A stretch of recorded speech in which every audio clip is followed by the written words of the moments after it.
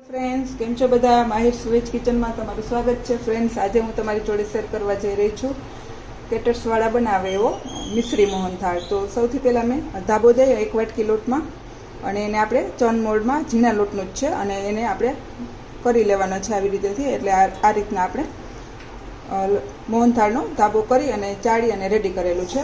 1 વાટકી મિશ્રી લીધી છે અને 1 થી 1.5 લીટર જેટલું દૂધ લીધું છે, 1 લીંબુ લીધું છે.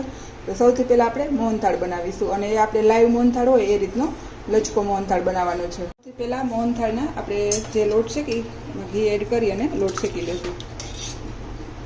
જે આપણે લાઈવ મોહનથાળ બનાવી એ જ રીતે આ મોહનથાળને રેડી કરશું. તમે જોઈ શકો છો આપણો લોટ છે એકદમ સરસ શેકાવા આવ્યો છે, અને ઝીણા લોટના પણ જો આવું કણીદાર આપણો મોહનથાળ બને છે. તો હજી આપણે થોડોક આને ડાર્ક શેકીશું. ફ્રેન્ડ્સ, આપણો લોટ એકદમ સરસ બદામી એવો થઈ ગયો છે. હવે આપણે નીચે ઉતારી લેશું અને ચાસણી બનાવીશું. થોડું દૂધ નાખી અને હલાવી અને સાઈડમાં એને રાખી દઈશું. ઓલરેડી હું લાઈવ મોહનથાળનો વિડીયો શેર કરી દીધો છે, મારી ચેનલ ઉપર છે જ. હવે નીચે ચાસણી માટે મેં 1 વાટકી લોટ લીધો હતો, તો આપણે અડધી વાટકી જેટલી ખાંડ. તમને વધારે ગળ્યું ભાવતું હોય તો તમે વધારે પણ એડ કરી શકો છો. હું અત્યારે મીડિયમ ગળ્યું કરું છું, અને થોડું ખાંડ ડૂબે એટલું પાણી એડ કરશું. અને આને કોઈ તાર બનાવવાની જરૂર નથી, આપણે ચીપ ચાસણી તૈયાર કરશું. તો આપણી ચાસણી છે એકદમ સરસ રેડી થઈ ગઈ છે, અને કોઈ તારની જરૂર નથી. બસ આવી થઈ જાય, આપણે જે જાંબુની ચાસણી બનાવતા હોય એનાથી થોડી વધારે કરી અને આપણે શેકેલા લોટ ઉપર નાખી દઈશું.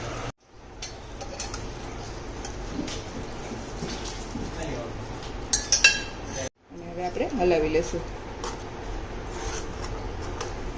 થોડું આવું લિક્વિડ સ્ટાઇલનું રાખવાનું, કારણ કે થોડી વારમાં છે એ ચાસણી થોડી ચૂસી લેશે. તો આ રીતે આપણો લાઈવ મોહનથાળ રેડી છે. હવે આપણે માવા મિશ્રી બનાવીશું. આ સ્વીટ છે તમે કેટર્સવાળા કે કંદોઈ પાસે લેવા જાઓ તો તમને 800 થી 1000 રૂપિયા કિલો મળે છે, પણ જો ઘરે આ રીતે બનાવશો તો એકદમ સરસ અને સાવ ઓછા ભાવમાં આપણે રેડી કરી શકીશું.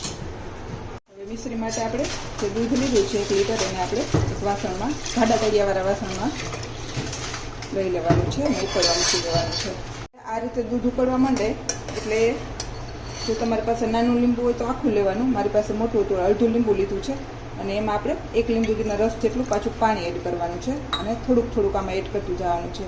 ડાયરેક્ટ લીંબુ નથી નાખવાનું, પાણી નાખવાનું છે ભેગું, અને ફરી પાછું આપણે એને હલાવતું રહેવાનું છે. તમે ડાયરેક્ટ લીંબુ નાખશો તો તમારું દૂધનું છે એ પનીર બની જશે. આપણે એની માવા મિશ્રી બનાવવાની છે, એટલે એકદમ નાના કણ જોઈએ છે. તો આપણે લીંબુને થોડું એડ કરતું જવાનું છે અને ઉકાળતું જવાનું છે.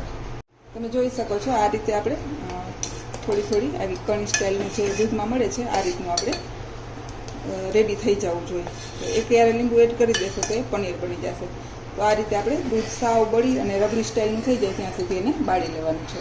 હવે આ રીતનું થોડું ઘાટું થઈ જાય એટલે આપણે એમાં મિશ્રી નાખી દેવાની છે, એટલે થોડું પાણી એનું પણ થશે. થોડી મિશ્રી આપણે બચાવવાની છે, જેને આપણે થોડી ઉપરથી નાખીશું. આટલી આપણે રાખી દઈશું. ફરી પાછું આપણે એને પકાવી લઈશું. આ તમે જોઈ શકો છો આપણી મિશ્રી છે એકદમ સરસ રેડી થશે. હવે વધેલી મિશ્રી છે એને આપણે ખાંડણીમાં લઈ અને એને અધકચરી ખાંડી લેવાની છે. હવે આપણી મિશ્રી, માવા મિશ્રી પણ તૈયાર છે. તમે જોઈ શકો છો આ રીતની આપણે થીક બનાવવાની છે. અને હવે આને પણ નીચે ઉતારી લઈશું, કારણ કે આ પણ નીચે ઉતાર્યા પછી થોડી ઘાટ થશે. તો હવે આપણી મિશ્રી પણ રેડી છે. હવે આ રીતે થોડી આપણી મિશ્રી ઠંડી પડે ત્યારે આપણે જે દળેલી મિશ્રી રાખીએ એના ચંક્સ આ રીતના આમાં એડ કરવાના છે. સાવ ઠંડુ થઈ જાય પછી જ આમાં એડ કરવાના, જેથી કરીને આનો ટેસ્ટ છે એ કંઈક અલગ જ આવશે. તો આ રીતે આપણે ઉપર થોડી રાખી દેવાની છે. આપણો મોહનથાળ અને મિશ્રી બંને રેડી છે. તો હવે આપણે સર્વ કરશું. તો ફ્રેન્ડ્સ, તૈયાર છે મારો મિશ્રી મોહનથાળ. જો તમને મારી આ રેસિપી પસંદ આવે તો લાઈક કરજો, શેર કરજો અને સબસ્ક્રાઈબ કરવાનું ભૂલતા નહીં. Thank you, by.